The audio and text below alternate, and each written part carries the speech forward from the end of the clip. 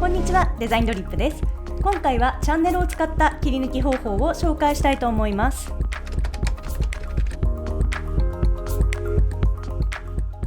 はい、それでは始めていきます。まずあらかじめダウンロードしておいた葉っぱの画像を Photoshop で開きます。背景レイヤーは念のために取っておきたいので、コマンド J をして複製して背景レイヤーの方を非表示にしておきます。次にチャンネルのパネルに移動します。でこちらに RGB、レッド、グリーン、ブルーとそれぞれ4つ項目があると思うんですが、このようにレッド、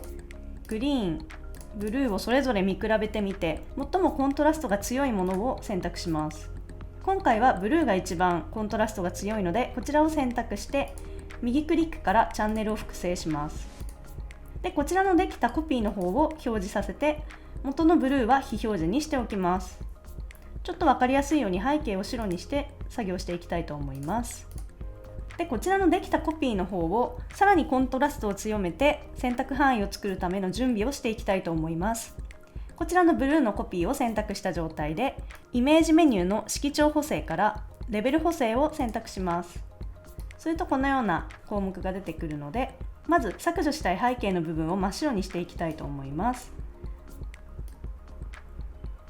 一番右側のスライダーをちょっと左に寄せると明るくなります。でこちらで背景が白くなったので、今度は削除したくない部分をもっと色を濃くしていきたいと思います。こちらの真ん中のスライダーを右に寄せると色が濃くなります。だいたいこんな感じでいいかなと思います。こんな具合になったら OK をして、こちらのブルーのコピーを選択した状態でコマンドを押しながらサムネイルをクリックして選択範囲を作ります。レイヤーパネルの方に戻り、こちらのレイヤー1を選択してシフトコマンド I を押して選択範囲を反転させます。この状態でコマンド J を押してレイヤー1を非表示にすると、こんな風に綺麗に切り抜かれました。ちょっと拡大してみます。こんな感じで細かいところも綺麗に切り抜かれているのがわかります。はい、ちょっとおまけとして今回は背景もつけてみたいと思います。あらかじめダウンロードしておいた空の画像を横幅3050ぐらいで配置します。大体で大丈夫です。切り抜いた葉っぱの下に配置してください。さらにダウンロードしておいたネオンの画像を持っていき、横幅3000ぐらいに設定します。こちらもお好みで適当で大丈夫です。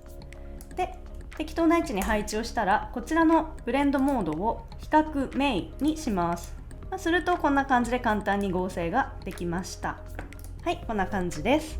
切り抜き方法はいろいろあるんですが、被写体によって使い分けると非常に作業が早くなるので、いろいろな方法を知っておくといいと思います。